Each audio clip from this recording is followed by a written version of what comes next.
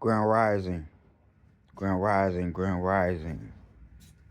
This uh message, memo, uh submission, admission is for town of Chapel Hill, uh both the community development, affordable housing, uh Chapel Hill public housing, the ones that have knowledge that my situation, Dr. Shannon Saunders, 500C North Columbia Street, Chapel Hill, North Carolina, 27516.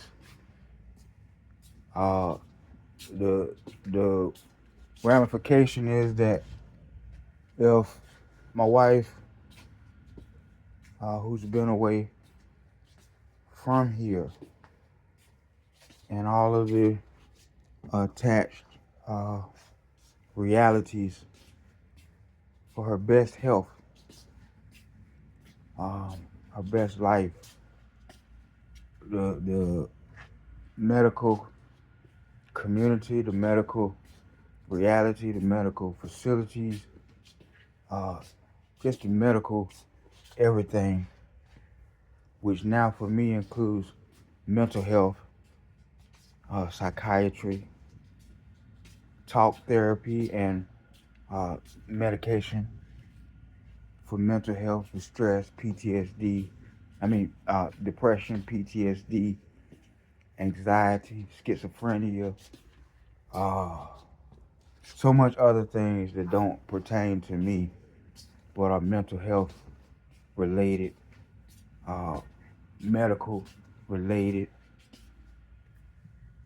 My wife's medical situation has just increased over the last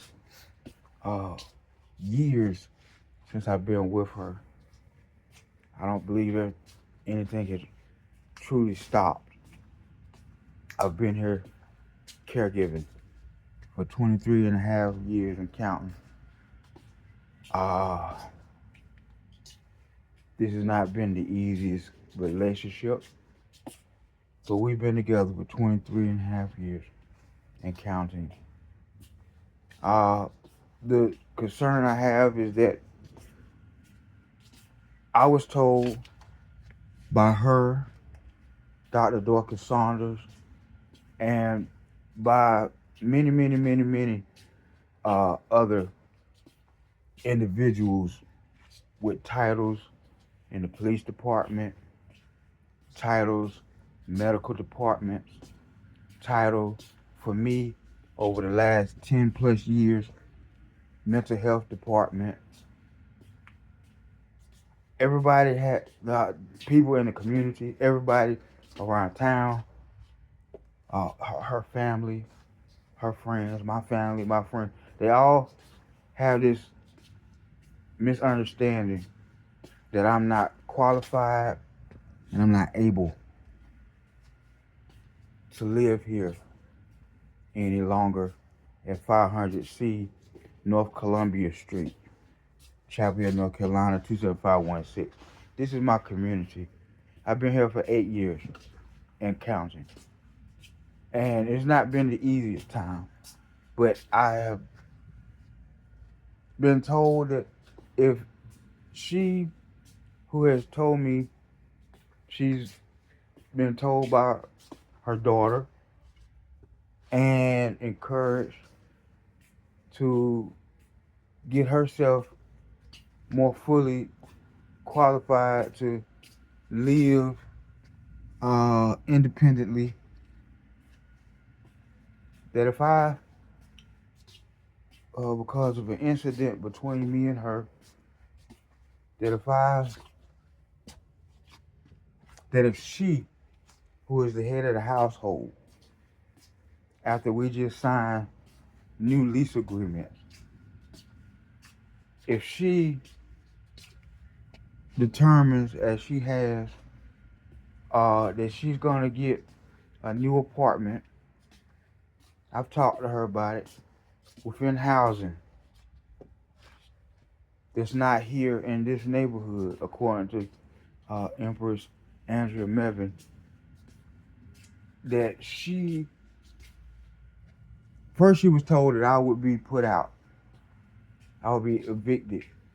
I would no longer have a space to live, and I just got my understanding prior to this that I had a lease agreement that allowed me to be here alongside her, and neither one of us could be put out by the police, mostly. And so I reached this situation where my wife's last 8 months has brought her to a knowledge that she will be leaving me living by myself. First it was eviction of me. And I asked questions myself after a while for myself to know.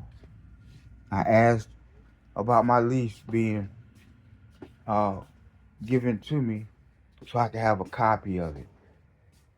Never got that call back. Never got that response back. Never got the lease agreement that I had just signed that I was told validated me.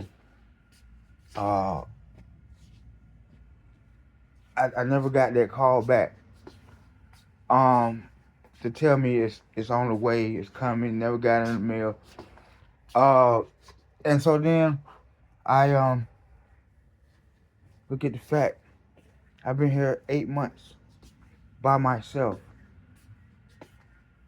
trying to protect myself, trying to honor myself, trying to learn about myself, trying to trust myself. And I'm on the understanding that Empress Andrea Mevin cleared it up from Empress Empress Andrea Mevin cleared it up for me when I called from the information I had been given by Empress Angela Gerald, our housing officer. Yes. So many people have lost their jobs, and I'm not sure why, but I'm getting ready to lose my house, and I have reached out drastically for my newest options, and I've gotten quite a bit of unpositive returns. I have spent the last 23 and a half years in public housing for Chapel Hill. Graciously. Began in A1 Trinity Court in 2002. And stayed there for years with my wife, Dr. Dorcas Saunders. And then we moved into Trinity Court deeper into apartment B5. Apartment B5, we lived there for years and years and years more. And then we had a lot of incidents down there with mold. In A1, we got mold stricken on our entire apartment. Our puppies let us know, and we thought they were just tearing up. No, they were telling us there was something dangerous against us in those walls, which became the mold that spread throughout, which is one of the reasons truly why Trinity Court got taken away from the residents that were living there at that time. Everybody got moved out. And now Trinity Court is not Trinity Court anymore. It's something completely different, completely owned by something not the town of Chapel Hill Public Housing. And at any rate, we moved to B5, spent years there. Then we got an opportunity to move from Miss Empress Sabrina Covington Smith. She's not there anymore. And that sent us to Gomains Avenue, corner Gomains Avenue. And we spent years there. Years. Many years, more than 3 years.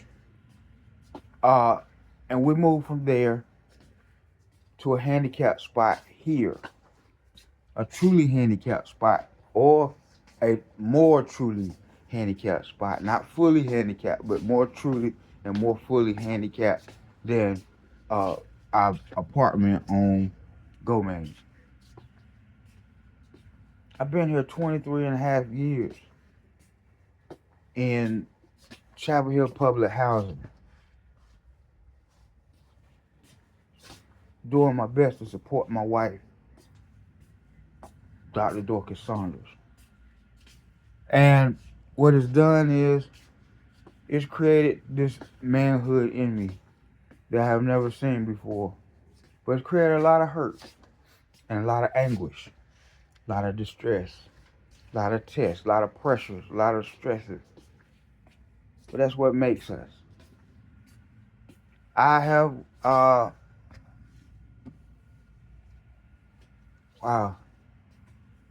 want to have the end result of what Empress Andrea Mevin told me recently about the situation with being here after my wife leaves. I'm coming to the understanding that she's leaving. And there's nothing I can do. I have done all I could do. And heightened levels of more for 23 and a half years. As her caregiver, as her personal lover, as her friend. And now we're in a tunnel. We're in a volcano. And the volcanoes around the entire world are erupting right now. 40, 50, and more volcanoes are erupting right now. And that's what's happening in my life. I desire being past the best option that Empress Andrea Mevin offered me, saying that if my wife moved to another, from what I understand, if she moved to another apartment in North Columbia Street, to my understanding, I would be okay to stay here in 500 C, North Columbia Street. Raises my concerns about my wife. She's been with her daughter for 8 months. 8 months, and they don't recall that I remember that many of them times that she was going to the nursing home, to the assisted living, to the doctors, emergency rooms, admissions. They said hospice. They said hospice. And I believe truly that's why she hasn't come back home from her daughter's house in 8 months. My understanding is there because of my dad.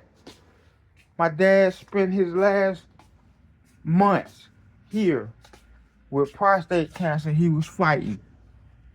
He lost 2 brothers to prostate cancer that I knew nothing about until his last moments, which I didn't understand.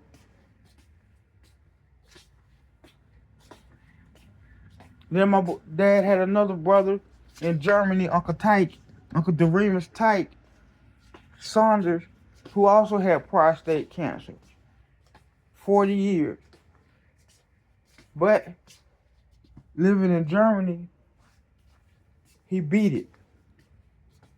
And right at the end, before Daddy entered into his last moments, I made sure he reconnected with his brother from Germany through WhatsApp. And he laid in his bed in here in hospice 24/7 residential hospice. Ooh. And he just reconnected with his brothers. They knew the fight. They knew prostate cancer fighting. And then my grandma, Pastor Kathleen Hooper, she was 96, facing dementia. I know she was facing other medical problems, but dementia was the one that was often talked about the most. And now I'm seeing, from what I heard Uncle Daryl, my daddy's brother, say about my grandma Cat as he was dealing with her in her last days, that she stopped eating on her own. She stopped eating. And now that's exactly where my wife is at. And I tell her what I see. And she's rejected me in my understandings, my offerings, my sacrifices, my everything, except for a few things, but she was happiest. My wife has enamored me to deal with my mental health. So in January 2016, I entered through a conversation with Freedom House Mobile Crisis Unit.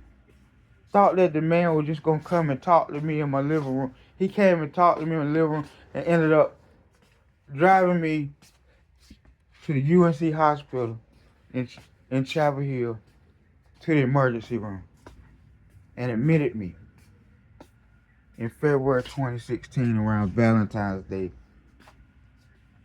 And that was the first time that I ever reached anything like that. I was in danger in there. Nobody really understands that. I'm still in danger. I'm still trying to keep my protection at the highest level. But I believe that's what every African American black man, melanated emperor, that's what I call us. I don't call us men and boys and what kings. I call us emperors. That's what my Heavenly Father, my celestial pops, God, Adonai, Allah gave me to understand. I desire to stay and be allowed to live here for the rest of my life. I lost my dad. He was in my care the whole year of 2025. I was a caregiver, and I did not know the deepness of what it meant. I deserve to be able to live here, 500C, North Columbia Street, for the rest of my life. I lost one of the most important people I have ever known. My daddy gave birth to me halfway. Half of my genes is his. And he's gone for prostate cancer. And I was right here. Medical watcher. 24/7 hours a day. All week. I broke down. That was one of the first times I have ever left the house in decades. I got up out of here. I couldn't handle it anymore because him and my wife were here. And both of them have extensive medical issues. I'm so afraid right now. My wife is on the edge of dementia, and it's getting worse. Dementia. I told her this is dementia because I heard her say exactly what was said about my grandma who just died before my dad. 2 weeks before my dad, and my dad found out while he was in Durham Veterans Administration Hospice that she was gone. I didn't get invited. I was talking to my Uncle Daryl, who was taking care of her 2 days before she passed away. I got not invited to spend my last moments respecting and loving my grandma, Kathleen Hooper. Kathleen Phillips Saunders Hooper, I believe. Never got to say my goodbyes. Say my I love yous. So I lost my grandma, 96 years old. I lost my uncle, Daryl. I learned much about him, and he's been in his position of telling my uncles and auntie who has sickle cell disease also, love you, Aunt Della Dixon. I'ma always love you, and as long as I can, I'm gonna be closer and closer to you, because sickle cell disease is one of those diseases that has no accepted time of full reality in living. Yeah, I faced that too. I had sickle cell since I was 6 months old. Actually, which was since birth. But just negotiated as being present when I turned 6 months old until I turned 13. I had blood transfusions. First time I saw my dad in a long time. I give my dad a lot of regard and respect. Not seeing him often growing up. But God, I desire to be able to live here freely. Freely for the rest of my life, freely, because of what I've gone through. And my wife is on the edge of hospice. That's why she hasn't been here. And the only reason I know is because of what God allowed me to go through with my dad here in hospice. 24/7. 24/7. Everybody told me I was wrong for doing exactly what I've been told to do by his hospice nurses, his first hospice nurses from UNC that were here. I learned so much. And, I left here that one of those beginning nights because I had both of them that I had to care for. And no, they didn't They didn't want to accept that. They acknowledge that. I've been watching caregivers since I was a young child with sickle cell in Roxborough, North Carolina, with my mama. Deaconess Sharon Reed, Hickory Grove Missionary Baptist Church. Yeah. I look at the fact I've done my preservation of every life I meet. I've never been at the end of it. But I know now what it is. I know now. I've been dealing with my grief with my dad almost a year.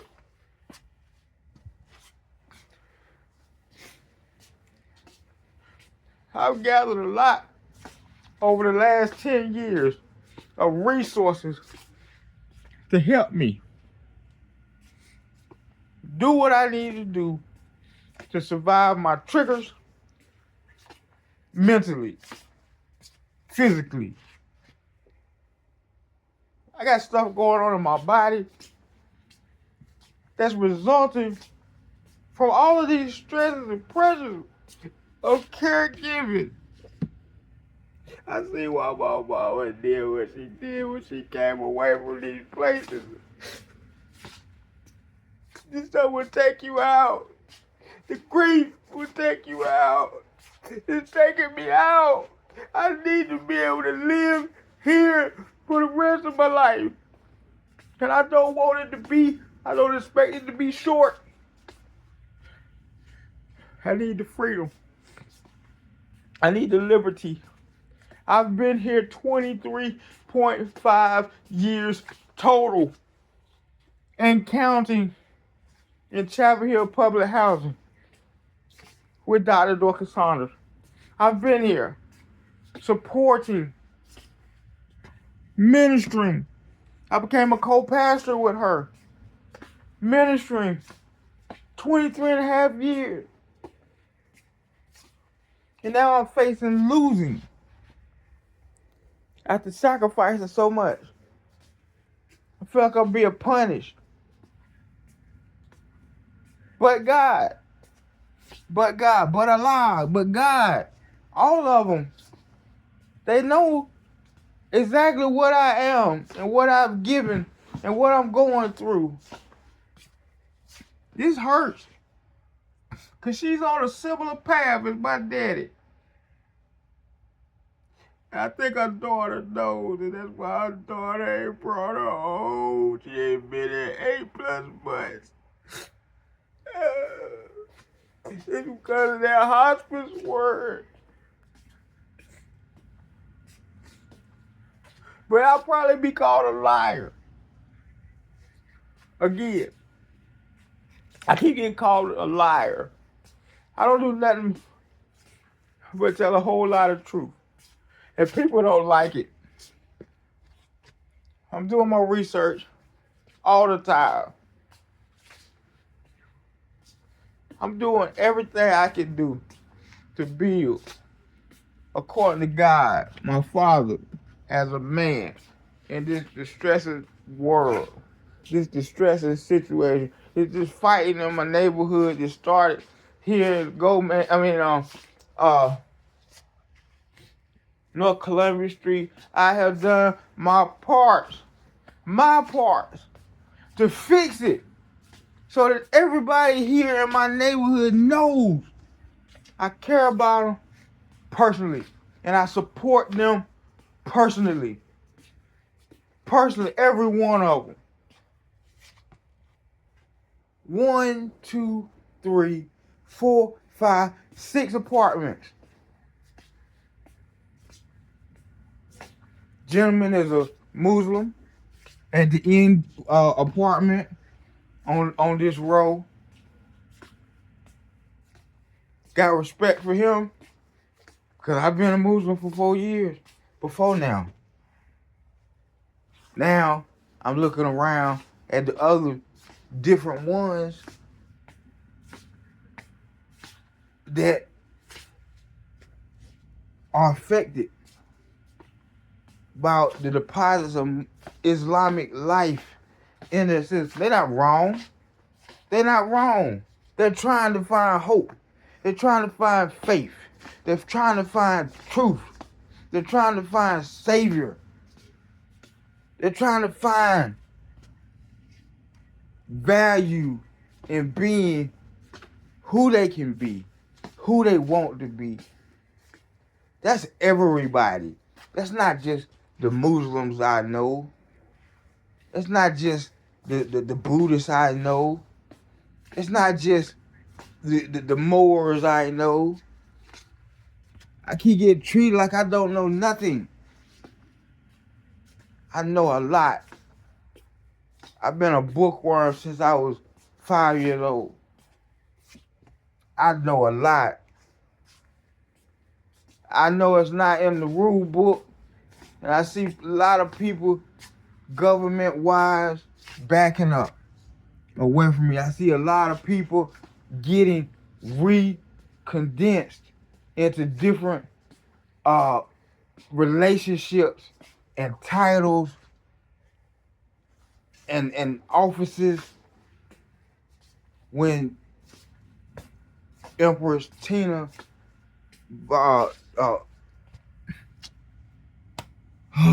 Empress Vaughn, you know who I'm talking about. You know who I'm talking about. When she was here, none of this was really happening like this.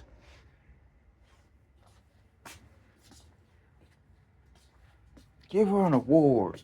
Because she kept Chadwick House for a long time on her own, by herself. Now we've had numerous individuals leading Chapel Hill public housing, leading Chapel Hill housing and development in the town hall. Just had a new change. This stuff is not simple, and it's not easy, and it's not hard. It's very hard. Very hard. I need to be able to have my apartment given to me. I've been here doing my work in every direction about living here. Just realized months about a year ago, but no, months ago, when my dad was here, after my dad left, I've been in an apartment that's been mine for 23.5 plus years. I deserve being able to stay in my apartment until I make my next movement. Not somebody making a movement for me.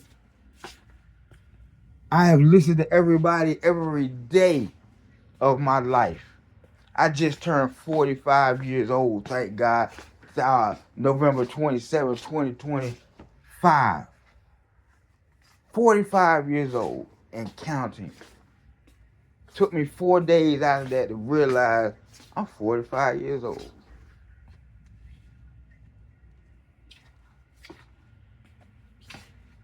I lost my dad.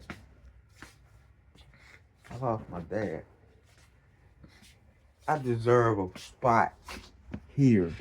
I've been here doing maintenance people work a long time at 500C North Columbia Street. I asked for work orders. No, it don't come. It's not. It doesn't come. Not repeatedly. Not consistently. And I'm being questioned if I'm truly living here legally. And I told the gentleman, I said, I'm a leaseholder too. It's conversations going on around me all the time, not in front of me all the time, about what I shall have and be. Look at my record. I've been here 23 and a half years working on the quality of life of my wife, who is dwindling away. I know because of what I've been through. Because of what I've been through. Please allow me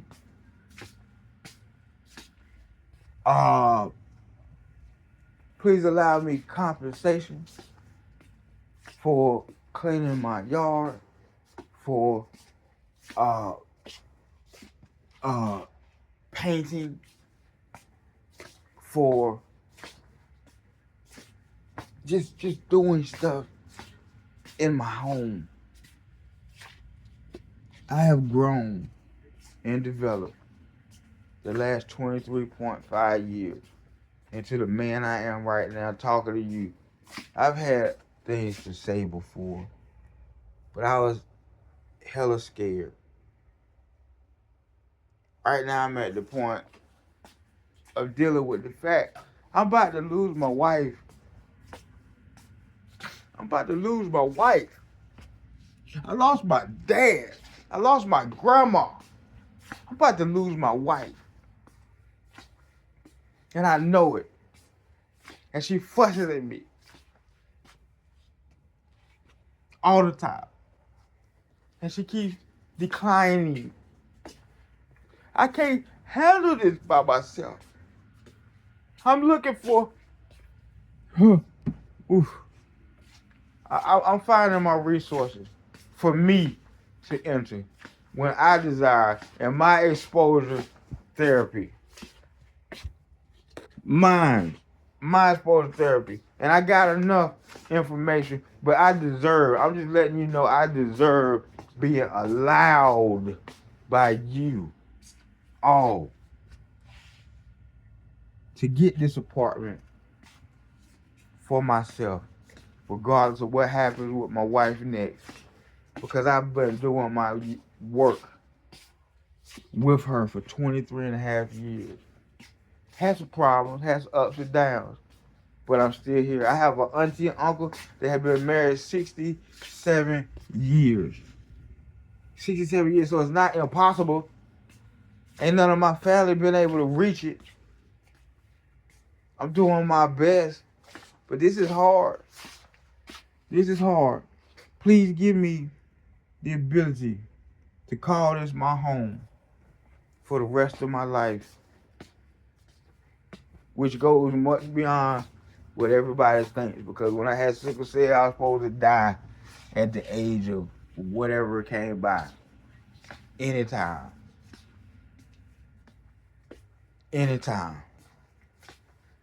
Here I am. I don't know what happened when I go to sleep. It's 3:45 in the morning. It's just the time that I find where it's necessary for me to say what's inside me and on my heart and on my mind. I have done everything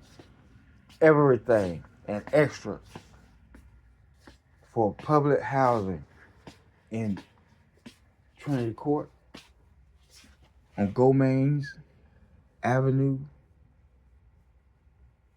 and right here, 500C North Columbia Street.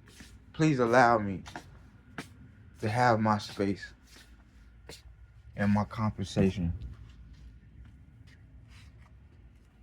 at least partially. I still desire to see those men, and not the ones that are new. I desire to see the ones that I learned about and started trusting and having conversations with. Where are they? Where's Mr. Juan? Where are the ones that I learned? Give Mr. Juan a raise. He's been here doing work that a lot of people don't like, but he did it. He did it. Reward that man.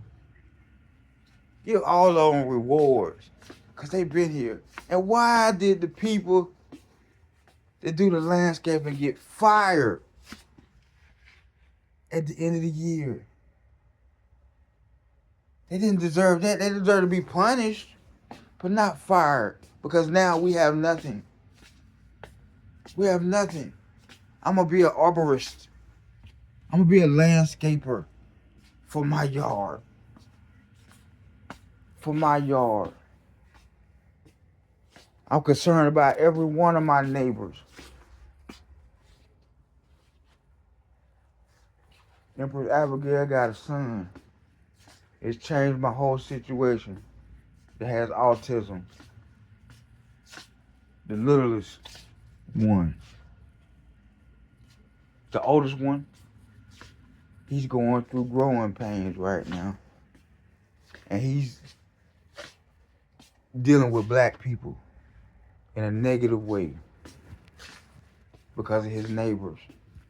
He pushes them around, pummels them. And now he carries. Never mind. Never mind. There's things going on, and I'm trying to rectify them in the best ways. There are positive changes going on, transformations going on over here right now. And from the first time that we had a meeting at the housing department with Empress Jackie Thompson leading the discussions, I have made it my modus operandi to make sure that my neighbors over here know they can trust each other a little bit more. My other neighbor, she just had knee surgery. Knee surgery. She's been actively moving around all 8 years I've been here. Now she's at home. And she can't move around like that. Everybody is on a situation of decidedly declining. I'm declining, but I'm fighting. They're fighting. They're fighting their way through. And help me get realization that the people at public housing have been here more than 5 years. Well, more than 2 years. 5. Treat them like they, or what you call it. Treat us like we're UNC Hospital employees. I'm getting quite sleepy, but this is my truth, and I have to keep telling it. I need my allowed space here to be untouchable. Please help. Paradise. Blessings. Sarambe. Harambe. I say. Hakuna Matata. Peace.